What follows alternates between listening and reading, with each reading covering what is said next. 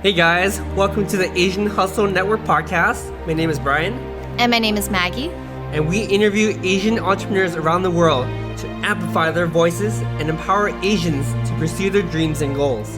We believe that each person has a message and a unique story from their entrepreneurial journey that they can share with all of us. Hi everyone, welcome to the Asian Hustle Network podcast. My name is Maggie. My name is Brian. And today we have a very special guest with us. Her name is Christina Qi, and she is the founding partner at Domeyard LP, which she had started when she was back at MIT. She is also the CEO of Databento. Christina, welcome to the show. Thank you so much for having me. I'm honored to be here. We're very happy you're a part of the show. So we would love to start off and know a little bit more about, your upbringing and, where you were born and, what kind of family did you grow up with?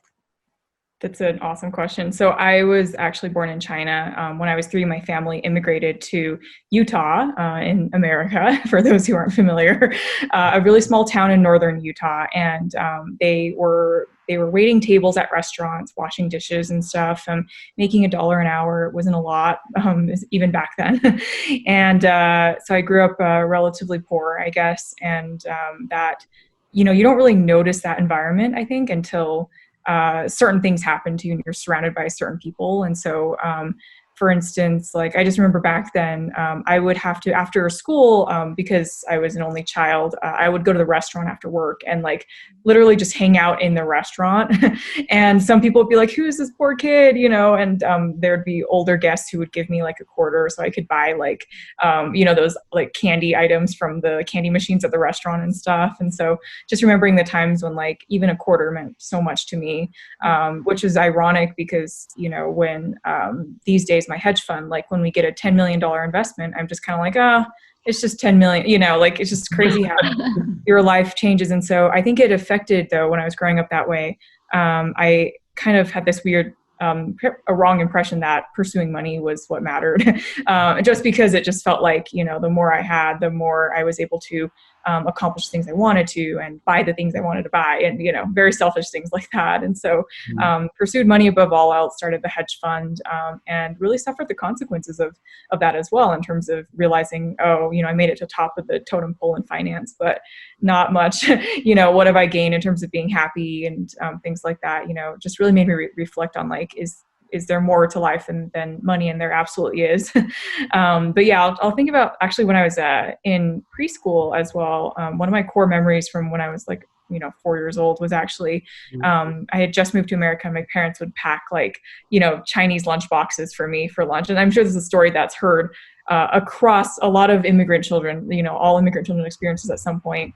But I would bring these lunches and, with like stir fry or shrimp or I don't know, stuff like that. And my classmates would be like, ew, typical like gagging reactions and like, ew, what's this? It's gross. It smells bad, making fun of my food. And I would throw it away or I would dump it in the trash or take it home. And my mom would be like, you didn't eat your food, and I would be like, well, I want, make me French fries and chicken nuggets, right? A lot of kids go through that. And I demanded French fries and chicken nuggets. And then it's just ironic because I had a scene in college, actually, after I became fully American, whatever, going to college, eating my French fries and chicken nuggets at lunch. And then I see my friends next to me, they're all eating Chinese food. And I just thought, wow, how ironic. All my white friends are eating Chinese food. They're taking photos and posting it on Instagram like it's the coolest thing. And I was, my whole life, I was ashamed of my heritage and my food. And I thought about my mom and like how bad I felt like, rejecting my parents' cooking and their love for me and how they expressed their love, right, was through food. And so, just memories like that are kind of bittersweet, but helps you learn your identity and, what you go through as shared experiences, I think, that we all kind of go through as kids. It is a very powerful story too. And I myself can relate. My parents also grew up in a very humble background. My dad would tell me his hardest job ever was working at a car wash place and wiping down the cars. Oh my God. And that's the reason why every time I go to a car wash place, we would tip the person so much money because like my dad's like, this is the hardest job I ever had. It really humbled me out. Yeah. And that's kind of a similar background that I felt too. just spending a lot of time sitting around watching my parents do really hard labor work because they couldn't speak English that well. And similar to you, my pursuit out of college was to make a lot of money. And that was the only thing on my mind because I'm like, wow, like, because I think you can relate too, because we both lived in the '08 crash where my parents made something, then they lost everything. Yep. That's around the time that I was in college. I'm like, oh man, like money will solve all life's problems. So very similar. After college, I got into software engineering and then real estate. And when I made a certain level of success in real estate, my mental health started hurting. Yeah. Because I'm like, wait a minute, why am I suddenly not happy still? Like, what's wrong with me? And you realize the best form of happiness is by giving and by helping other people. Exactly. I totally relate with that side. My question for you is, what was growing up in Utah like? Like, has it shaped your Asian identity? Had it made it seem like I want to be more white than Asian? There's a lot of people that we hear stories when the Asian Hustle Network, we're owning up to our Asian heritage right now, and we're really proud of who we are and where we came from. So we want to know, like, what kind of effect did that have on you growing up in Utah? Yeah, and on top of that, a lot of Asians in America, they face this identity crisis because they don't feel like they know their place where, if they belong in America. Because going back to, let's say China or Asia, they also don't feel in place there either, right? Because it's like they have their own culture and like being assimilated into America, it's changed you a lot, And so, yeah, would love to know, how you were able to kind of situate yourself in Utah and, if you ever went through like an identity crisis or anything like that. Absolutely. So Utah, my town's population is 99% white pretty much and 99.9% very, very conservative Republican. And so the political leanings and also the beliefs of the people, it's called Mormon country also, what Utah's referred to just because it's very religious as well. So, growing up in the environment, I was affected in certain ways in terms of obviously the first thing is never feeling like I quite belonged in certain ways. And I didn't realize it until, again, being my lunchbox being gagged at, or in I think in elementary school, we were there's a school play type of thing or a ballet type of thing that we did. And they had one of the teachers had selected me as one of the main characters in the ballet in the play.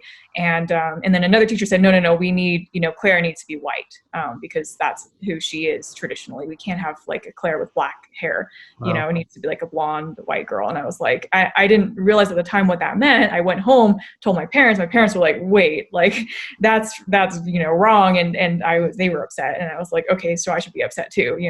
So just small memories like that, where back then when you're so young, you don't realize why am I not in this role? Why did I get cast and then get not cast again? And all these opportunities taken away just because of things like hair color. I did dye my hair blonde for the longest time. I went through that whole, I guess ABGs, what they call it now. I went through the whole phase, red hair, blonde hair, whatever hair. I did everything to try to fit into that environment. So yeah, absolutely, affected the way that I kind of grew up and stuff. And then had to kind of learn over time to be proud of my culture, my heritage. What helped a lot was also because I'm an entrepreneur now, going back to China sometimes and doing business in China has helped really open my eyes in terms of even the way that they view me. They're like, oh, she's American. They call me American.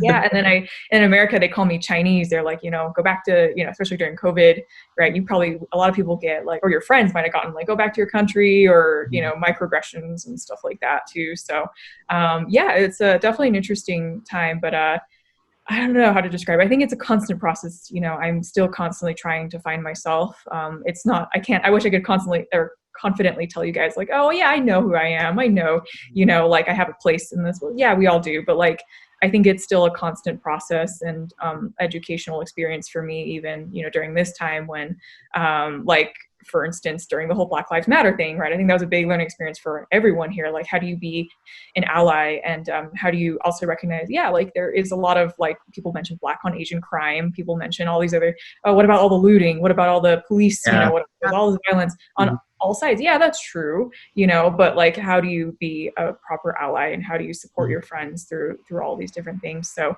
those have all been kind of really big learning experiences. And I think we're all kind of constantly. And that's the great thing is, it's okay to be wrong because it shows that you're learning.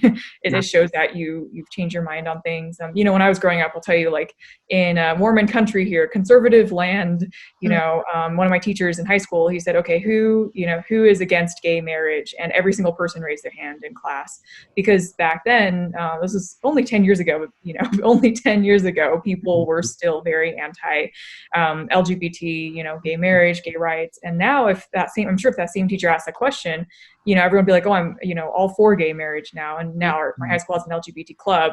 But back then, there was they didn't even have cultural clubs or any kind of minority clubs because it just wasn't allowed. So I think times are changing, hopefully for the better in many different ways, despite all the pushbacks we face constantly. So yeah. Yeah, we do really appreciate your honesty too, and really state that, hey, you're still figuring yourself out and you're still learning, and coming from you and how much you achieve in such a short amount of time, that's really amazing to hear.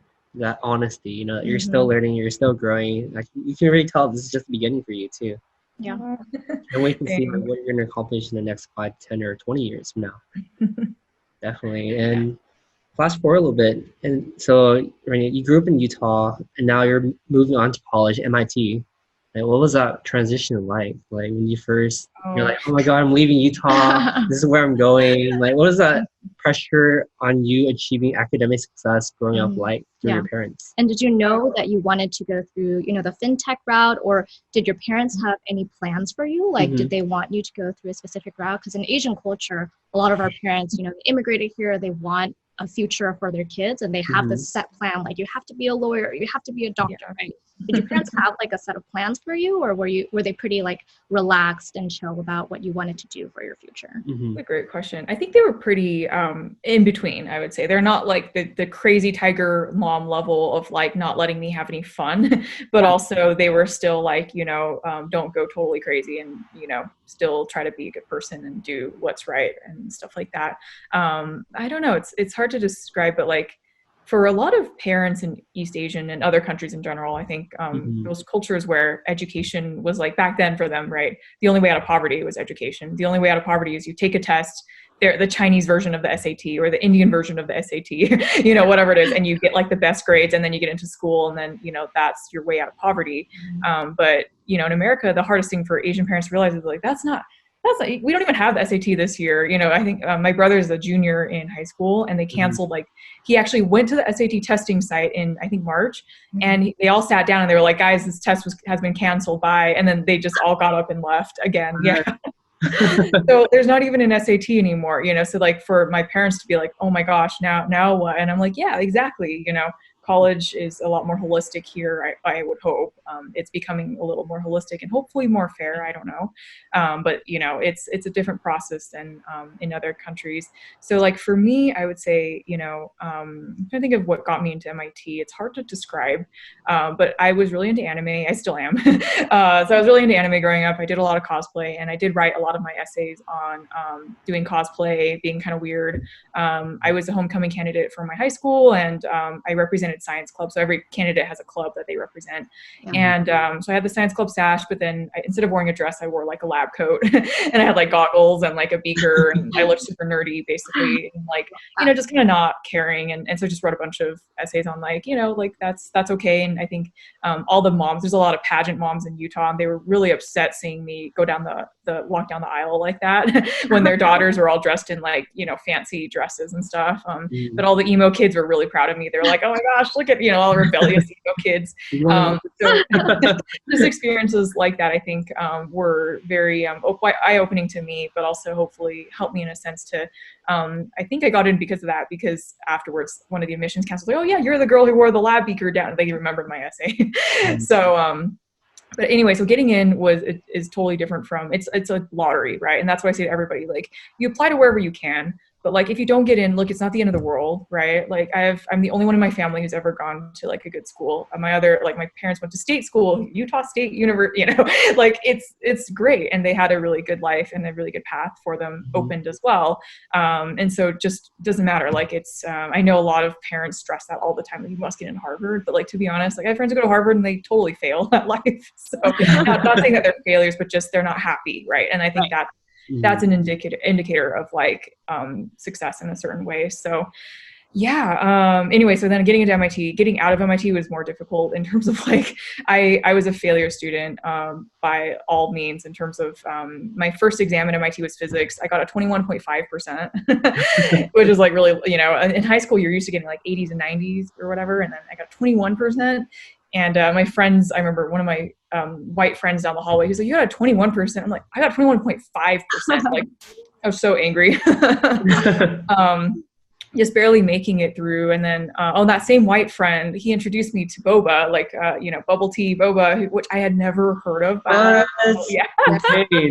Utah. Yeah. Again, growing up in the middle of the countryside. So, yeah, he was like, how are you even Asian? You know, and I don't know. Never heard of it before. And then I had Korean food for the first time, Indian food for the first time, you know, Ethiopian food, and it's in everything in Boston. So it was just, really eye-opening experience. I was a mediocre major. I declared the easiest major at MIT, which is called management science. And yeah, everyone's like, what's that? And I'm like, I don't know how to explain it either, guys. So, you know, you just it's a couple of like introductory accounting, finance, and like marketing, basically all combined into like operations management. But anyway, so I barely was able to graduate, and felt really lucky for that. And then yeah, and that was about it. But you know, it's like once you enter school, it doesn't mean that your life is all set at a good college. It's like I still had to work my ass off. Sorry for swearing. Work my butt off. And I had to really go through a lot during that time, and really didn't think I would get a job or anything out of school. So yeah. Wow. That's amazing. It sounds like you did a lot of self-discovery during that time too, in terms of like discovering other Asian cultures as well. You know? Yeah.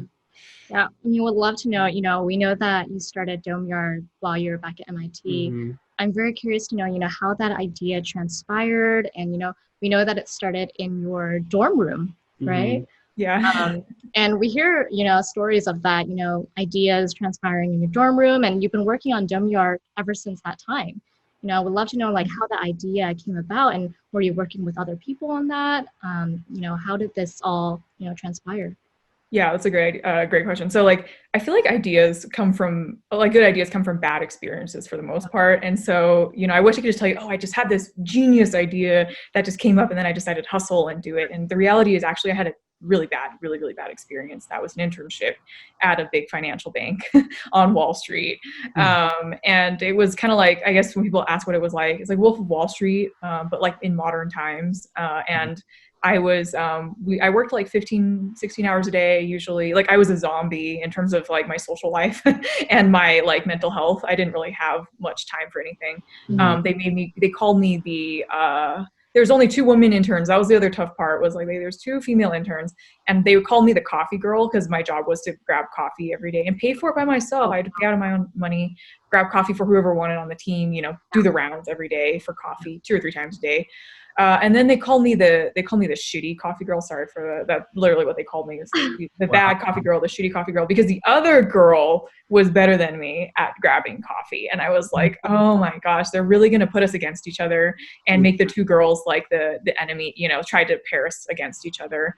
And she's in my book that I'm writing as well, by the way, about my experience, because they really tried to put us and make us into enemies by making us grab coffee and do all these competitive things. And we ended up becoming really good friends. So I'm really grateful for that. But yeah, so I had that experience. And then during my final internship presentation, well, first off, throughout the internship, my boss's boss, not my direct boss, but the boss above him, was really abusive to me. Like, he would sometimes like grab my shoulder and be like, don't talk to me ever again, you know, because I always got on his bad side for various reasons. Like I had to say good morning to everyone who walked through the door because I sat next to the door. And one morning, you know, he noticed, he's like, you sound like fake. You need to like cheer up, you know, be like a better cheerleader for the team. And I was like, no, I don't owe you any smiles, you know. And he was really upset by my reaction, which I understand. Like I was a bad intern, but anyway, so then at the last day of the internship, I presented my final presentation, and his response was, and I'm saying, I don't want to swear, but he basically said, what the F was that? That was his response after I had spent the whole summer preparing this, and I had run it through my boss and other people on the team. And it was this boss's boss. He was just so angry at me. And then he like started yelling at my boss and stuff during the presentation. And then I started gagging. So it was like, I started like having this gag reflex and I was like, shit, I'm going to throw up. And so I like run out of the room. I'm like throwing up in a trash can.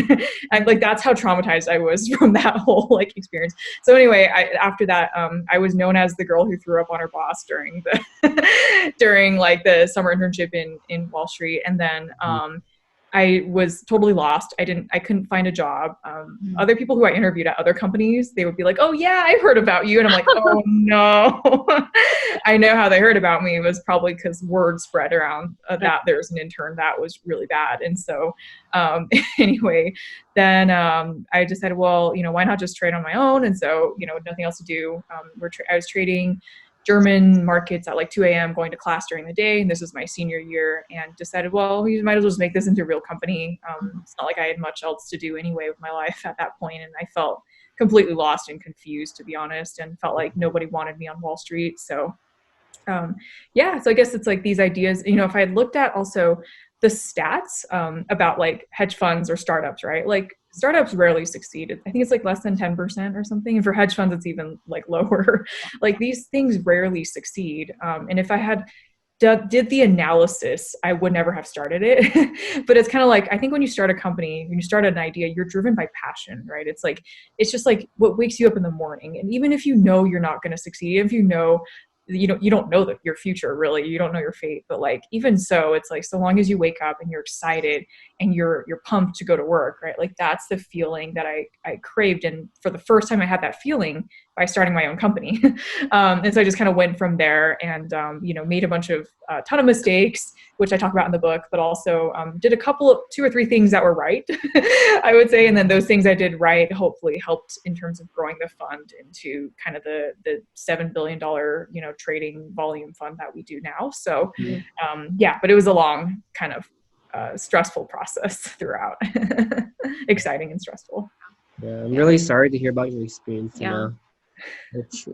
I'm really happy that you turned a negative into a positive, and that you kind of sort of kept a positive mindset throughout everything that's going bad, Right. Instead of just beating yourself on it, oh, maybe I'm not fit for this world, and just giving up right there.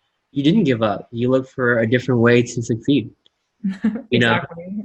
So I think, I think every bad situation is always something positive that comes out of it, and it also makes more sense looking back now. Like, had these things never happened, you wouldn't be where you are right now. And have you been that great intern, you're probably on Wall Street right now. You're probably just as wealthy still, but you'll be, but you've been Wall Street working for someone else. Yeah. I think. Go ahead. I was gonna say, like in my book, I do talk about because the other girl during my internship, she was more like. She was known as the goody two shoes on the team. She was like perfect and grabbed coffee. And then she took over my coffee duties eventually because I was so bad at my job. But then she ended up doing very well. So she got her traditional job on Wall Street. And I've had and we became really good friends, thankfully. So like throughout time, we've had a lot of ironic experiences. Like I'll tell you one bad decision I made and how it relates to her, which is really funny, which was throughout, like when we first started the company, I was like, okay, well, I want our hedge fund to have the same culture as like Google or Facebook, which is, like you imagine like slides in their office and like beautiful nap rooms and primary colors and like, I don't know, free food, right? All the perks and stuff that you guys have out West. And so I did that and we decided let's be flat. Let's call everyone a partner in the company. Partners like in finance, the highest title you can possibly have, basically, unless you want like managing partner or something. I don't know, but partner is already extremely high.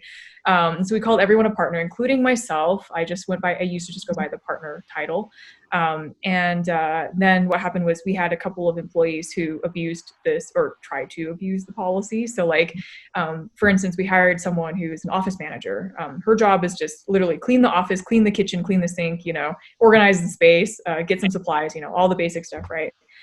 And she came to me and she's like, well, I want a promotion. And also, can you give me the title of managing partner? What? And I was like, wait, I'm a partner, right? And I started this company, and she was like, yeah, but like, I still want this promotion. And like, I noticed I'm being paid a lot less than the software engineers, can you raise my salary? And I was like, yeah, maybe like, if you work hard and meet these goals, we'll give you 70,000, right? And she was like, 70,000 per month. And I was like, really? Like, no, per year, right? But she was expecting like $500,000 salary to clean the office and and she wanted managing partner. So we had a couple of employees who were like that as well, who wanted like even better titles of like managing partner. So I told her no, and she was really upset and obviously left the company pretty shortly after. But then that night I went home and I talked to Lexi, who was my frenemy during the internship process. And she's already working at a big bank and doing really well. And she's like, Christina, guess what? I got promoted to associate. Like, she got from analyst to associate. And she was so happy. And I was so happy. And we like celebrated, and I was so happy for her. And, she's like drinking and whatever. It just was so ironic, because the difference of like working on Wall Street, it's like analyst, associate, VP, director, managing director, partner, partners like up here, right? And that same day, like literally our office manager was telling me, I want managing partner. And the irony of the experiences of doing that and the mistakes I made, it's my own fault at the end of the day as a manager for not setting the right kind of culture, with my own company and my employees. So I do, blame myself for those types of behaviors. And, but absolutely crazy stuff that happens. And the difference of, if I had taken the Wall Street path, maybe I would today be, if I'm lucky, a VP. I think I'd be very lucky to be a VP. But, the difference again of like, oh, now, people in my company are like, they don't even want to be a partner anymore. Like, so we ended up getting rid of titles, getting rid of the partner title and giving people proper titles like software engineer or, VP or whatever. So like that way people, feel like it's more appropriate for their job, basically. Seems like there were a lot of learning lessons, and it's all perspective, right? Like your friend who went from analyst to associate, seems like she was very grateful for that position, for that, that escalation. And so I love seeing those different perspectives. Yeah, I definitely do want to hear more about like what your mental health was like. You're going to your internship. It's one topic that, as Asians, we don't really talk about that topic at all. It's actually swept under the rug. I remember I talked to my mom before, telling her I was extremely unhappy as a software engineer. She's like, son, we try so hard for us to come to America. Do you want to wipe down cars with your dad? And he's like, I was like, okay, you're right. And then we just swept it under the rug. But your time after time, it kind of got to me. I wasn't happy. I actually majored in engineering because at that time, the way I saw it was getting out of poverty quickly without much schooling left.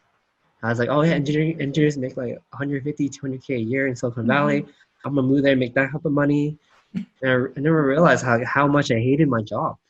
Oh, yeah, I know what you mean. And also, like, I think in Asia, the Asian stereotype is like mental health doesn't exist in China, India, any country out down there, But it's so true, though. It's something that a lot of folks, unfortunately, don't recognize, and thus, like suicide and stuff like that happens as a result because people don't know how to take care of themselves, which is, I'm glad that, it's talked about a lot more these days, even in America. Like, I think growing up, there's a meme I saw on one of those groups on Facebook that was like saying how, 20 years ago, right, people would be like, guys, guess what? Like, like she's seeing a therapist, like a bad thing. Yes. We talk about that all the time. And like, there's such a bad connotation for someone to see a therapist, but we honestly feel that it shows a strength of like a power or strength that you are seeing therapists to improve on yourself, right? I think back then it's like people saw it as like something bad, right? Like, do you do any practices for your mental health? Do you meditate? Do you talk to your friends? Do you call your mom? Yeah, absolutely. I think for me, the best therapy is definitely talking to friends, and even just like posting on Facebook or LinkedIn, especially Facebook. Like my darkest moments, I posted on Asian Hustle Network too, moments when I felt like I was being discriminated against because of something like gender or race or age. When I post about it, and people either, they offer either tough love, which I deserve, or advice like, hey, I've been through that too, and here's what you can do next time. And so even just empathy of like, I'm sorry you went through that, you know, like it helps so much to just know that you're not alone, or that people are listening and there for you when you need them to be. And so I really do, you know, appreciate that. So my experience of starting the fund, it did come with a bunch of, I guess, both physical and mental health issues, unfortunately. I think the biggest one was I developed PTSD from a variety of experiences with investors. I'll tell you some funny investors I met. Maybe this will help give you guys a sense of the world of billionaires here. So all of our investors, a lot of them are billionaires, basically. And I've met all kinds of crazies, I guess. One of them was one of the richest guys in Asia. He's in Hong Kong. And this was like, I had just started the fund. I was living in a shack, like sleeping on a couch in Boston. Like I was dirt poor, didn't have any money. And this guy flew me out to Hong Kong in his private jet and then had a chauffeur like with me the entire time. And he put me on the top floor of the Ritz-Carlton. It's like 150th floor of like this building. And I was in this huge suite and I was like, oh my God, I was like hyperventilating, what is going on? And I took a bunch of Snapchats, I sent all my friends like, you guys, like, this is because for me, that was unbelievable. And then he had dinner, we had dinner downstairs and like in one of the restaurants at the hotel, and he brought his wife and daughter. And I was like, wait, I thought this was like a business meeting, you know, between the two of us, maybe some of your colleagues, right? But he's like, oh, no. Like, you know, I just want you to give my daughter advice on how to get into Harvard. And I was like, wait, so you're investing $10 million into my fund, not because you think we're going to succeed, but because you want me as a woman role model for your daughter who's wow, 13 years old or whatever. I was like, oh my, I couldn't even, how do I respond? You know, so I didn't know what to do. Fancy dinner, you know, we all this like food and stuff. And then afterwards that night, so then I was like, I talked to the chauffeur guy because he was just sticking with me the entire time. And he was like, Christina, you're so lucky, you know, to do this and to be able to, you know, be here and stuff. I'm like, yeah, but you're so lucky too. You know, you work for the richest billionaire in Asia. And he was like, oh, no. Like, I'm not, I was born into it. And I was like, wait, what? Whoa. And he said, okay, I'm the bastard son of Leonard, who's the billionaire guy. And I was like, what? So he's the bastard son of the investor. Right. And he's like, yeah, my job is to serve Leonora, who's the main daughter who was at the dinner. So she's like the main family line. And he's like one of the branches. And I'm like, is this like Game of Thrones? What is happening? It's like a modern day. And he's like, yeah, they never put me in school. I never had proper education. Like I'm, you know, like I was like, you're a modern day slave. Like that's what it is. You know, it's like modern day Game of Thrones level, like craziness here going on. And, you know, like those are the types of people who I met through my experience. And then, so that was fine. But then one of the investors I met, I still don't know like how much I'm allowed to reveal about this kind of stuff because there's a lot of stuff still going on. But anyway, one of our investors was Jeffrey Epstein, and so you guys all, and I can say this because he's dead now, so like I can't get sued by him, by his ghost. You know? But he had come after me when I had given his name to the FBI at one point in time. And so I had some really bad experiences there, and so developed a bunch of mental health issues, I think, as a result of being, you know, I was paranoid, I was anxious, and, you know, just all we were sued by a lot of our investors, a couple of our investors who were kind of bad people like that. And so, you know, but I'm really lucky today to be away from all that. Like, I've survived the lawsuits, I've survived all the FBI stuff. I'm free and clear. I've never gotten into any trouble. I've never been arrested. I've never like had anything like that happen, but I've gotten close. And that getting so close to that and wondering if I would get arrested, you know, was definitely a traumatic experience. But seeking help again, like even my colleagues recognize, Christina, you look like crap. Go and get some help and, you know, take some rest and do what's best for you. That's been really nice too. I think also quarantine has been good for me in terms of, I mean, good and bad, right? It's bad for everyone, but pivotal for everyone, I guess, but good in a sense that you really get to reflect on like, okay, well, you know, what do I really want to do in my life? What do I really care about? What are my values and what do I want to do after this is all over? So it's just been such a great time to be able to reflect and have some time for myself. So yeah. Well, I mean, we read your post, your Facebook post on the Asian Hustle Network Facebook group. And, you know, I can see that it inspired a lot of people. You talked about, you know, all those days where you were super stressed out and getting sued. You know, a lot of entrepreneurs go through speed bumps like that, but yours is like next level, you know, that fear of going to jail. It must be extremely scary. You know, also, I remember in your post on AHN, you talked about, you know, the gender inequality, right? And you were about to give your speech at an event, but someone had told you to clear their plate, right? Wow. And, you know, this also goes back to when you were at your internship where you were called a coffee girl. You know, I think if someone I'm glad you showed them up though. I think if someone were to be called that today, like that would create such a fire, you know, but this was a while back. And so my question is, were you, you know, facing any challenges as a female in this industry? And, you know, how were you able to respond to those, you know, challenges and those remarks and comments like that? We want to hear more about your nonprofit invest in girls as well. Yeah. Awesome. Yeah, definitely. I think, you know, there's everything, every kind of ism, racism, ageism, you know, sexism, they're all pretty prominent in pretty much every industry. And one of the things you kind of learn about is how to deal with that when it happens. And so for me, like if I've learned, especially through my colleagues, like if I dwell on these negative thoughts, which I tend to do, by the way, I tend to like be very sensitive. So I dwell on negative thoughts all the time and let it like really trigger me down into this path of depression. And I try my best to be like, you know what, like it already happened. I just teach them a lesson, get it over with, and that's it, right? So I'll give you another example, like besides the waitress story, which that story actually how it ended was after I gave my speech, that person came out, like found me again after the talk and was like, wow, you know, I'm so sorry that like I will never do that ever again. And they were super apologetic. They're like, let me treat you to dinner. I was like, don't worry about that, right? Just promise me you're not going to do that again, right? And that you've learned your lesson here clearly. So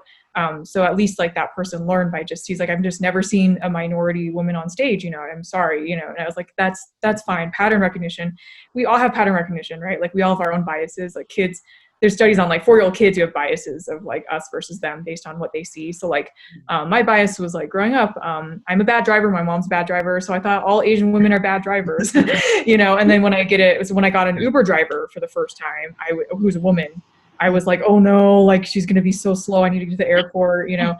And she was great. And she was fast. And I was like, oh, maybe I've been just biased my entire life. And I rarely see a female Uber driver. So I just never really knew.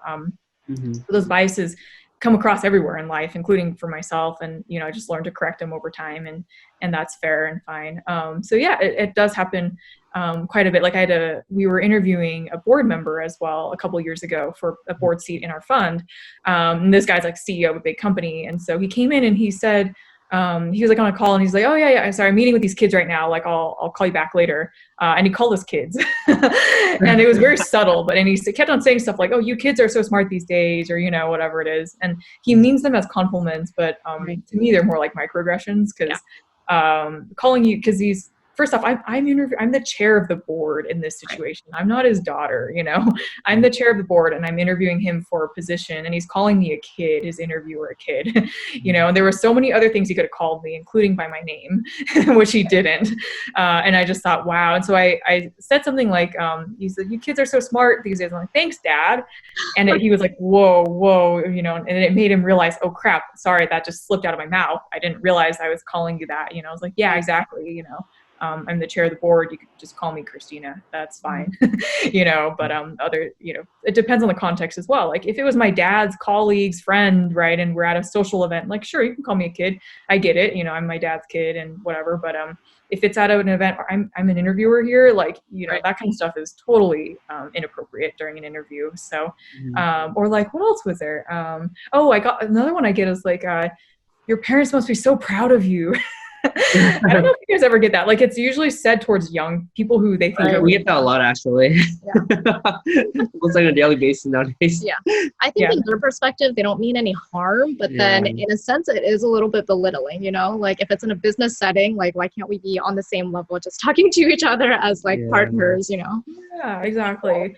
So I get that a lot too. It was really sad because for my co-founder's dad had just died.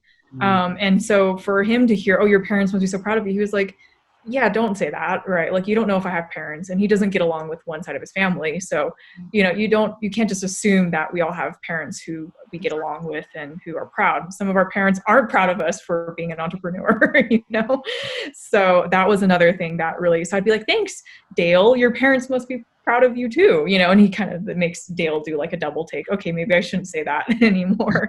But just kind of using humor along the way. Or like if they ask you, a lot of our investors are old school money, and they're like, oh, where are you from? I've been to China once, the usual like kind of pattern of where are you from. Right. And I'll be like, oh, cool, where are you from? I'll be like, oh yeah, I've been to Switzerland, once or twice, and I love, your food and your culture, and just kind of make the same types of comments back, and just see how they react. Maybe they're proud of it too, and I'm like, okay, if they're happy about it, then I'll be happy about it too, But yeah, just kind of keeping an open mind and having a sense of humor about stuff makes my job a lot better, I would say, in terms of the people I deal with on a daily basis. I'm glad you found different ways to keep yourself amused in these type of situations. A lot of microaggressions out there that you can either deal with it. You can either take it personally or you don't. Because you have to understand, like, what is your intention behind this? Like, is it negative? Is it positive? Or just they're just ignorant? And that's it's gonna be a common theme that I feel like won't go away for a long time. Exactly. I mean, I still get bothered by it. It's not like, I wish I could just tell you, oh, I get over it easily like everyone else does. I don't. I mean, sometimes I screenshot a message and I'll post on my Facebook, be like, look what this guy said. And people will be like, wow, what an asshole or whatever. Sorry, I keep swearing. But you know what I mean? Like, there's sensitive conversations like that I do have with my friends as well, where I just open up to them, and it helps me a lot to just cope with issues where, I don't want to face them alone sometimes, and I need someone to pull me up out of bed and be like, you got this, and that's okay. And I'll do that for my friends any day as well, if someone needs me to be there for them and to help them navigate some kind of situation like that. So, yeah. So we know that you're extremely successful. Just give you guys some perspective how successful Christina really is. I think the last podcast we listened to was last year, and you said you're making $1 billion in trade per day. Has that number increased since a year ago? Yeah, so we're at 7.1 right now. Wow. Million per day. So That's amazing. We got very, again, like, it's a combination of luck and skill, right? Being in the right place at the right time. If it wasn't for those initial investors I met, including that crazy guy from Hong Kong, right? Like, I definitely wouldn't be here with those, even those small investments. I call it small. They were big to me at the time. Right. But let's just like, with those investments, it kind of compounds over time, and definitely feel very lucky to have this chance. And it is true that they gave me that chance to succeed, so right. I am grateful to them for that. But definitely on other things, like when it came down to like even Black Lives Matter, I sent an email to our investors about urging them to, rethink their HR processes, things that are very reasonable, right? Like, they don't need a quota. Just get rid of biases in your hiring process, right?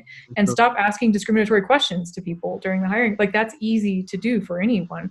And I got a lot of backlash from investors, which I was just so disappointed on. But just people being like, oh, like, racism doesn't exist anymore. We're in 2020, or just very comments that, we all know from our personal experience as Asian Americans that we've experienced it firsthand, but they don't, because, well, duh, you're a billionaire. You've been born into wealth. Like, you're from, we get people from the Carnegie families, from the Schwartzman family, like all the big, families. And I get it, you're born into that. And so you don't see it, but we do. So it's something that's really hard for me to kind of educate and tell, but absolutely, that success, again, it's not a solo project type of thing. That success that, I've experienced is just, it's owed to everyone around me, including my friends who dragged me out of bed during like the worst days of my life, and who support me. When I was interrogated by the FBI, I went home crying that day. And felt depressed for like a whole week after, because I knew they were after me. I just didn't know what they were trying to get, and I didn't know how I was in trouble when I did wrong. I had no idea. And so just having friends who trusted me, believed my story, believed that I was innocent and that I didn't do anything wrong, that meant a lot, because it's true that no one had any information. I didn't know what I did wrong. So just even that kind of stuff, having people around you, just really really meant the world to me, including Asian Hustle Network. I remember I posted my first post in Asian Hustle Network was when I was complaining about there was an investor who I think tried to like reschedule my phone call like 6 or 7 times, and I was in the hospital, and just kind of treated me like crap during the entire time. And I took a call at 6 a.m. for them in the hospital, and they ghosted me. They didn't even take the call. And I was so upset because I had gone through so much and through so many hurdles for them. And, you know, they had treated me like crap, and lots of random behaviors like that. And I discovered it's because I'm a woman, you know, and I just didn't like that feeling. So yeah, you know, having a group like AHN has been a huge part of this as well. So I'm super grateful to you guys. It's great to have you too. We're very grateful to have you. I love how open and transparent you are, and you know, the whole situation about, you know, the social climate, and we face similar, you know, issues within AHN as well. I think right now a lot of people's emotions are very high and strong right now. We get a lot of angry messages all the time. And so whatever you say, whatever you put out into the world during this time, you know, you're bound to get some people who disagree with you. And with the whole Black Lives Matter movement, you know, we always feel that it's better to say something than to be silent. Exactly. But as soon as we say something, you know, there's always going to be people like, oh, they looted our stores and stuff like that. Why are you? We're really determined what we think is right and wrong. Like the people that we kind of wear our emotions on our face a lot, but we feel like a certain way. We have to take action. We can't sit back and just be silent about this, you know? And I'm kind of curious too, because you did come from a very humble background. Like a lot of people look at you right now and be like, wow, she must be born in some sort of superpower, or she's, you know, she has some God-given, you know, knowledge or strength or whatnot. But we all know like success is built on small actions every single day. How do you view success and failure? And this is really important for our listeners to hear too, because a lot of people, when they hit a speed bump, they just give up. You know, it's not like in your career path, you hit a lot of speed bumps and yet you never gave up. So how do you view success and failures? I think in college, I had a friend who said something that was really inspiring to me. He told me like, success is the number of hours you can afford to play video games during the day. And I was like, oh, that's a really great point. Like, you know, it's like the number of hours you can afford to truly do what you really want to do during the day without suffering consequences or guilt or whatever it is.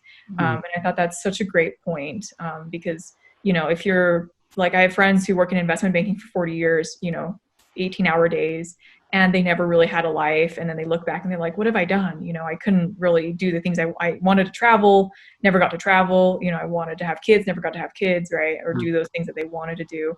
And I realized, wow, that's a great point, because even though they made a lot of money, you know, have they really achieved success? I don't know, right? And same with me as well. Like, okay, maybe I've made a lot of money, but have I really gotten to do the things I really want to do?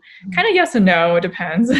But there's still a lot of things on my bucket list of like places I want to go, people I want to meet that I haven't really gotten to do yet, or friends I want to take care of, you know, that I haven't gotten to do that I really want to do during the day. So I think definitely I still have a long ways to go there.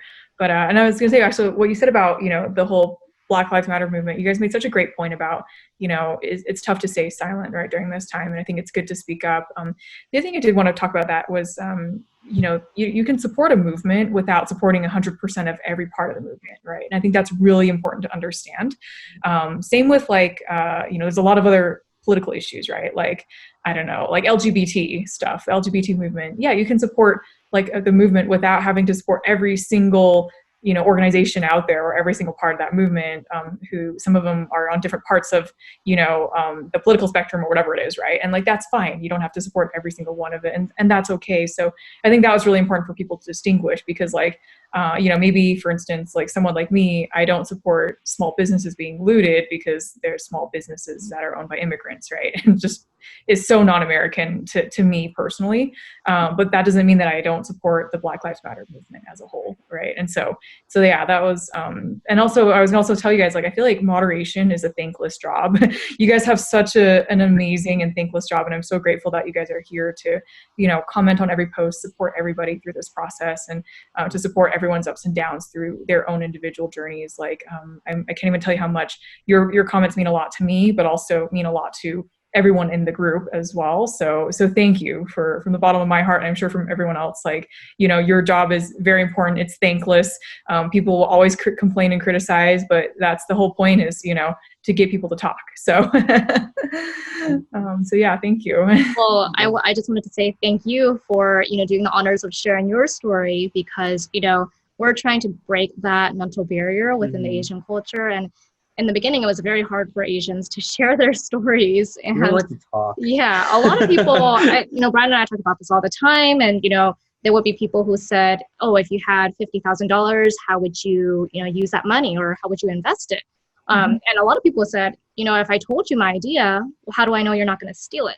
Yeah. And that was the whole mental barrier that we were trying to break through. And just, having you, Christina, share your story and being so open and transparent with, putting that story out there and allowing, 60,000 members to see it, that means a lot to us. That's a huge props to you too, because I shared my story with 300 people. I couldn't sleep that night. And I was like, man, I'm the first story to share. All right, I'll do it. Yeah, that's amazing. Sharing to like 60,000 people right now. And, we do this because it's not about making money or making a lot of money. We do this because we want to make the world a better place. We do this because we feel like there's a need for us to own up to our heritage right now to really make a difference. There's not the money resources like this out there at all. Yeah. You guys are already doing that. You're already making such a big difference out there. So yeah, really kudos to you guys for all that work and stuff. I know you guys, you mentioned the point about competition, which I thought was interesting. And my personal view on that is like, we actually befriend our competition. That's like the one thing that, again, like, competition, if it keeps you up at night, then just become friends with them. Everyone's human at the end of the day. My biggest competition, my biggest rivals in the hedge fund industry, we're all really good friends now. And I think that's awesome, because when they go through trouble, I help them. When I go through trouble, they help me. And so that's just been such an incredible barrier. Once I kind of went through that mental barrier in my head and realized it's okay to have competition, it's a good thing to have competition, in fact. And even though on a daily basis we might trade against each other sometimes, or do things against each other in the markets at least, but we know at the end of the day, let's grab a drink, let's relax and just chill and talk about our day, and that's okay too. So life is too short to be worried about that kind of stuff. Just like going for your ideas and just doing it is the best thing to do out there. How do you want to make the world a better place, and what kind of legacy do you want to leave in your lifetime? Yeah, I guess for me, I'd always wanted to basically help the community around me, and it doesn't necessarily mean to eliminating poverty or disease, right? Those are country, cross nationwide efforts, right, that are really big. But I was thinking, like, even if I can make one person's life better, if I can just inspire one person to choose a good career path, or to find a better solution to a problem they're looking for, whatever it is, like I think that's all that really matters to me, is just making sure that someone's life is better because they had read my story, or because they had heard about this person who was in the hedge fund industry. That's what I really care about these days. I do like to help a lot of underrepresented minority groups and women, especially in terms of, I'm the chair of the board of Invest in Girls, which is a nonprofit. So we help high school girls, give them financial literacy education and bridge the gap, because a lot of boys get that education, and they learn how to trade on Robinhood, in college, right? But a lot of girls don't do that. Like, it's just not something that a lot of girls do at that age. And so just kind of making sure we can teach people how to have the financial skills and to have that freedom and independence to manage their own money is really important as well. So so we do stuff like that. That's been really great. I think so now that I've actually in the process of stepping away from the hedge fund right now. And so I've been working on Databento, which is like helping to decrease the barrier to entry for our industry. So like giving data for a huge discounted price compared to other vendors. And then also writing the book. And then I'm working with a couple of friends on some initiatives to figure out if we want to do like a nonprofit to help basically underrepresented communities in this space, and to help them rise up in terms of, socioeconomically, but as well as just in terms of their overall well-being. So, it's been fun. Yeah, definitely love the initiative. Yeah. It's stuff like what you're working on has also affected my life as well. You know, for me, the reason why I got into math and science and got the resources I need was there's a nonprofit called Hani Escalante in LA. Give back to lower income students who want to specialize in math and sciences. And it's also founded by, I forgot, some sort of like tech founder, you know, in the past. So stories like this, you may not see the fruits of your labor immediately, but you know, it does work. And then I wish like I can meet the person that helped me like 20, 25 years ago. Yep. You know, that helped me get to the place I am today. So Yeah. your work is definitely impactful, very positive, and I like to see how your legacy continues to evolve. Thank you. And you guys too. This is, it's just been such a pleasure to be a part of the Asian Hustle Network, and looking forward to seeing all the other awesome things that you guys are planning on doing. Thank you. Close it off? Yeah. So I do have one more question. I would love to learn from Christina, you know, what is one advice you can give to an aspiring entrepreneur who is trying to enter into the field of hedge funds or, you know, fintech? Ooh, wow. I guess there's a couple of pieces of advice that made me take the leap, basically, out of a position of having no money and no connections or credibility.